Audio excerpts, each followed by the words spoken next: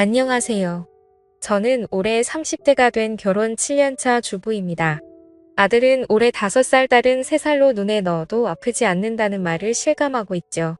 저는 간호대학을 나와서 동네 병원의 간호사로 일을 하고 있습니다.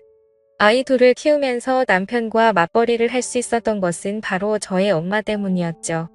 남편과 결혼을 준비할 때 아이를 낳으면 저는 일을 그만두고 남편이 혼자 일을 하는 것에 대해 이야기를 하고 있었습니다.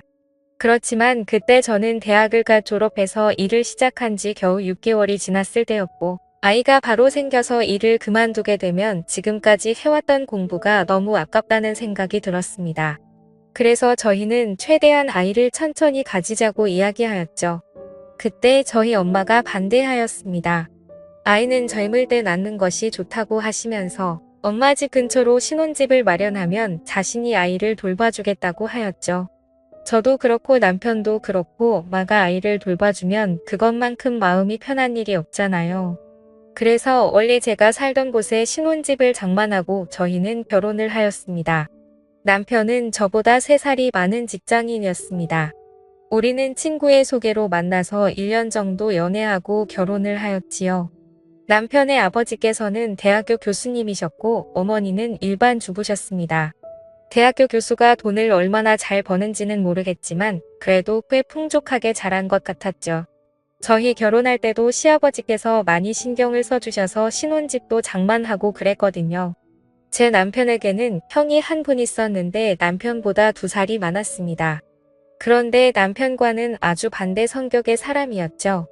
남편은 공대를 나와서 졸업하고 바로 회사에 취직한 케이스였죠. 그리고 누가 봐도 성실하고 공부 잘하는 스타일이었습니다. 그에 비해 아주버님은 미술을 전공하고 1년 중 절반은 해외여행을 다니면서 자유롭게 인생을 즐기는 사람이었죠. 뚜렷한 직업 없이 디자인 의뢰가 오면 그때그때 일하시는 프리랜서였죠. 저는 좀 보수적인 성향이 있어서 그런 아주버님을 잘 이해 못하는 편이었습니다. 어쩌면 저의 이러한 성향 때문에 제 남편에게 반해서 결혼까지 한 것 같아요. 자유로운 성향의 아주버님이어서 제 남편이 저와 먼저 결혼하고 아주버님은 결혼에는 관심도 없어 보였습니다. 저희가 결혼하고 1년 뒤 저는 임신을 하게 되었죠. 시부모님에게 임신 사실을 알리자 시부모님은 너무 좋아하시면서 맛있는 것을 사주겠다고 주말에 나오라고 하셨죠. 그래서 식당을 예약하려고 하는데 시어머니께서 어른 6명으로 예약해 달라는 겁니다. 제가 의아해서 왜 6명인지 물어보자 시어머니는 아주버님이 여자친구를 데리고 와서 가족들에게 인사를 시키겠다고 하였습니다. 남편은 그 말을 듣고 많이 놀라며 말했습니다. 지금까지 형이 10명 넘게 여자 만났는데 부모님한테 처음으로 인사시키는 거야. 이거 왠지 결혼 생각도 있어 보이는데. 그래, 그러면 잘 된 거지. 아주버님도 언제까지 혼자서 저렇게 살 수는 없잖아.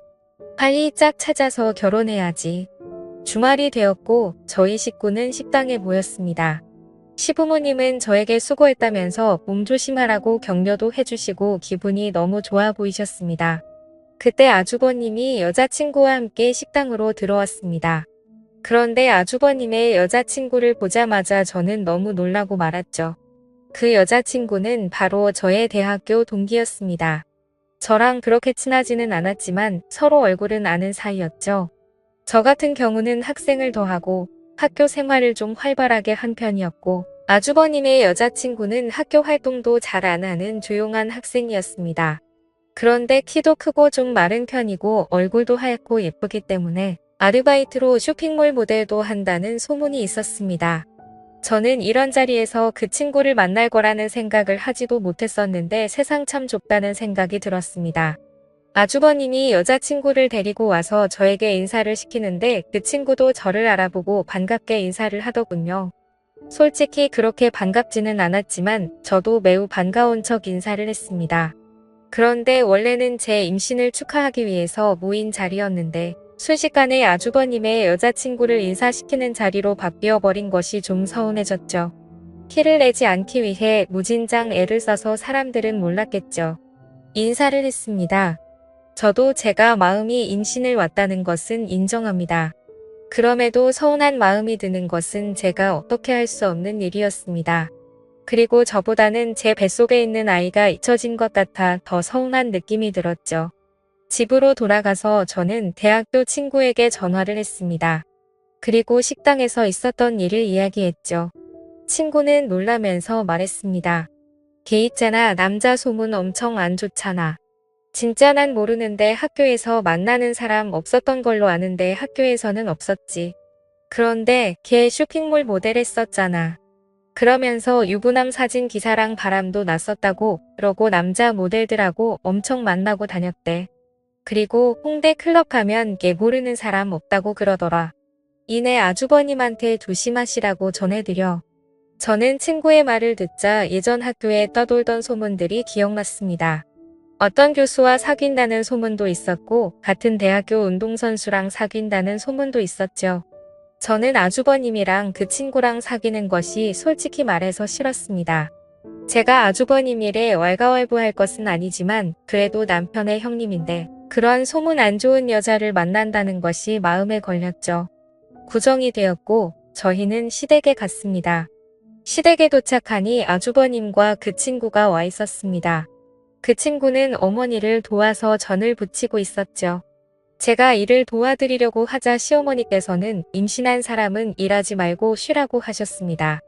그러면서 저 대신 남편을 불러서 음식하는 것을 도우라고 하셨습니다. 저는 식탁에 앉아 계신 아주버님 옆에 앉아서 이런저런 이야기를 하였습니다. 제가 아주버님에게 물어보았습니다. 아주버님, 여자친구는 어떻게 만났어요? 제가 이번에 태국으로 혼자 여행을 갔었는데 여자친구도 혼자서 여행을 왔더라고요. 그래서 같이 밥 먹고 관광도 같이 다니다가 사귀게 되었죠. 와, 여행 가서 만나다니 로맨틱하네요. 이런 말하면 팔불줄 같지만 여자친구가 좀 예쁘잖아요. 그래서 제가 열심히 쫓아다닌 거죠. 맞아요. 대학교 때도 예쁘다고 남자들이 끊이지 않는다고 그러더라고요. 그러자 아주버님은 음미 있는 표정으로 저에게 물었습니다. 그래요, 대학교 때 인기 많았어요. 그게 저랑은 그렇게 안 친해서 잘은 모르거든요. 그런데 교수님이랑 사귄다는 소문도 있었고 쇼핑몰 모델 하면서 모델들이랑 만난다는 소문도 있었고요. 그리고 홍백클럽에서도 유명하다는 소문도 있었고요. 그러자 아주버님은 웃으면서 말했습니다. 그렇게 인기 많은 애가 내 여자친구라니 기분 좋은데요. 저는 제 귀를 의심했습니다.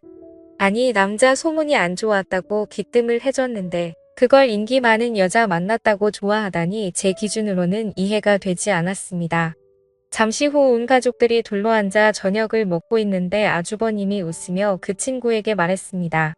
더 대학교 때 남자들한테 완전 인기 많았다면서. 그러자 그 친구는 어쩔 줄 몰라 하면서 말했죠. 아니야, 나 그런 적 없어. 그게 부끄러워할 일이야 자랑스러워할 일이지. 내 여자친구가 예쁘다는 모든 남자들이 인정한다는 소리잖아. 난 기분이 좋은데 그러면서 허탕하게 붙는 것이었죠. 그리고 시부모님에게 그 친구와 결혼을 하겠다고 말하는 것이었습니다.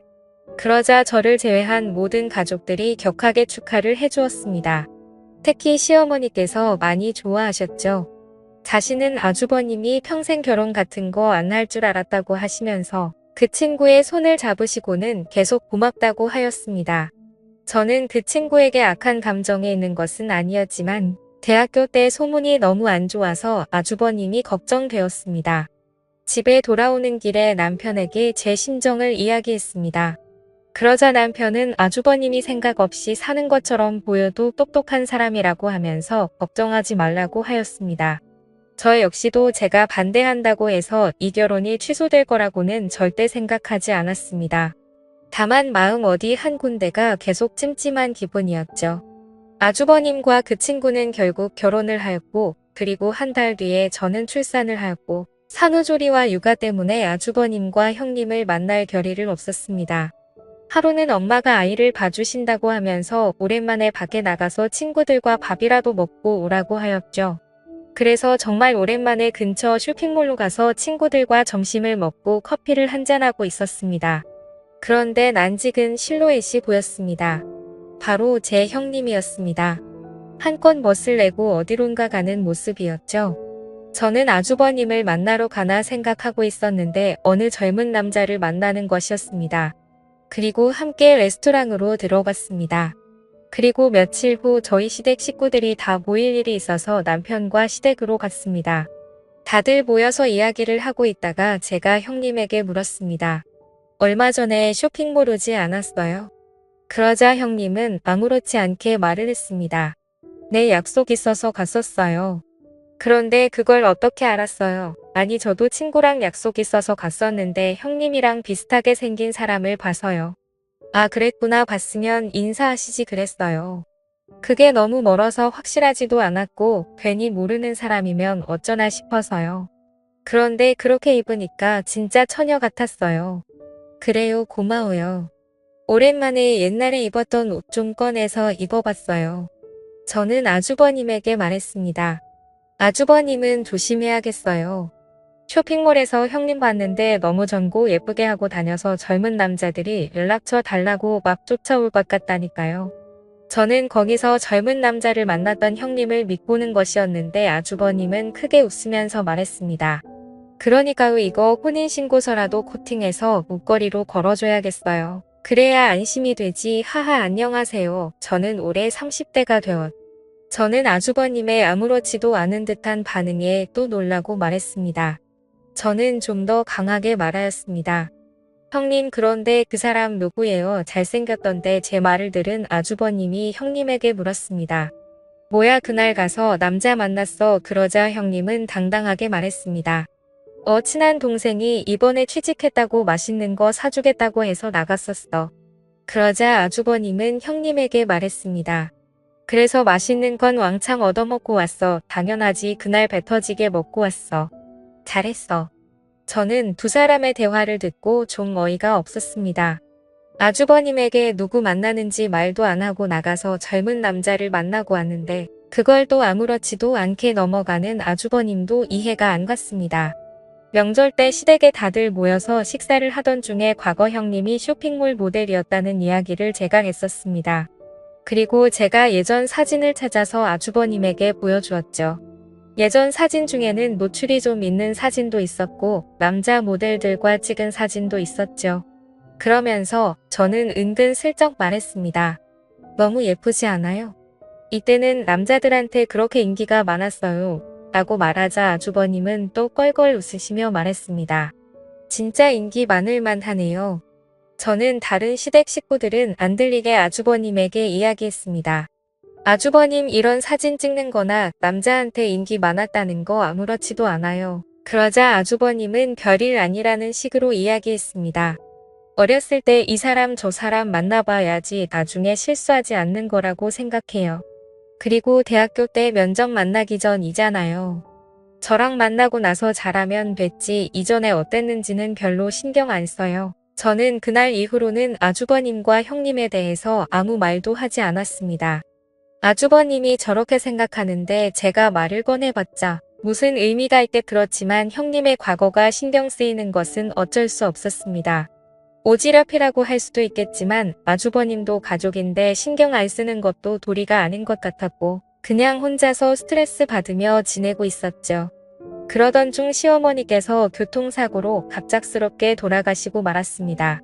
시어머니께서 타고 있던 택시가 터널에서 다른 차량과 접촉사고가 났는데 택시가 터널 벽에 심하게 부딪히면서 어머니는 그 자리에서 바로 사망하시고 말았죠. 저희 식구들은 모두 큰 슬픔에 빠지고 말았습니다. 무엇보다도 시아버지께서 너무 슬퍼하셨습니다. 그날 이후 제대로 드시지도 못하시고 혼자 멍하게 앉아 계시면서 하루 종일 담배만 피셨죠. 제 남편도 그렇고 아주버님도 그렇고 다른 제정신이 아닌 사람들처럼 보였습니다. 그렇게 1년이라는 시간이 흘렀고 이제 어느 정도 정리가 된 듯한 느낌이었습니다. 어느 날 아주버님이 남편과 저를 불러서 상의할 일이 있다고 하였습니다.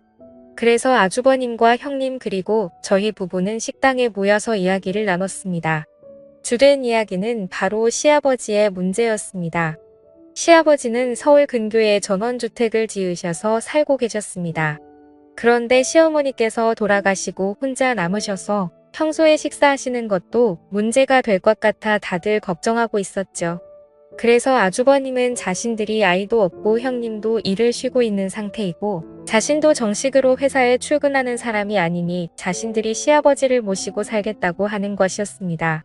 사실 저희 집은 아이들 때문에 제 부모님 집과 가까운 곳에 살고 있어서 시댁과는 거리가 꽤 되는 편입니다. 그래서 평소에도 시댁에 자주 가기가 힘들었죠. 그에 비해 아주버님들은 원래도 시댁 근처에 있었고 평소에도 자주 시부모님을 찾아뵈어서 형님도 그렇고 시부모님과 매우 친하게 지내고 있었습니다. 아주버님은 자신들이 살고 있는 집을 처분하고 시아버지의 주택으로 가겠다고 한 것이었죠. 제 남편은 아주버님에게 너무 미안해하며 고마워했죠. 저도 일단은 아주버님의 의견에 찬성하였습니다만 왠지 기분이 안 좋은 느낌이 들었습니다. 저는 집으로 돌아오면서 남편에게 말했죠.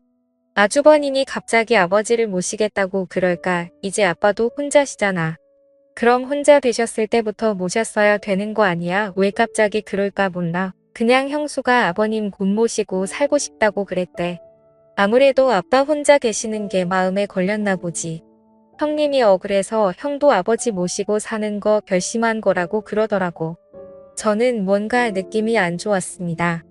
형님이 아무래도 아버님이 사시는 그 전원주택을 노리고 그곳에 들어가는 느낌이었습니다. 그 주택은 넓기도 하고 가격도 꽤 되는 것으로 알고 있었죠. 저는 남편에게 말은 못하고 형님이 참 여우 같다는 생각이 들었습니다. 괜히 이런 이야기를 했다가 남편이 괜한 오해한다고 뭐라고 할 것 같았죠. 솔직히 저희는 그 전원주택 없어도 사는데 아무 지장도 없고 그리고 지금까지 욕심을 내본 적도 없습니다.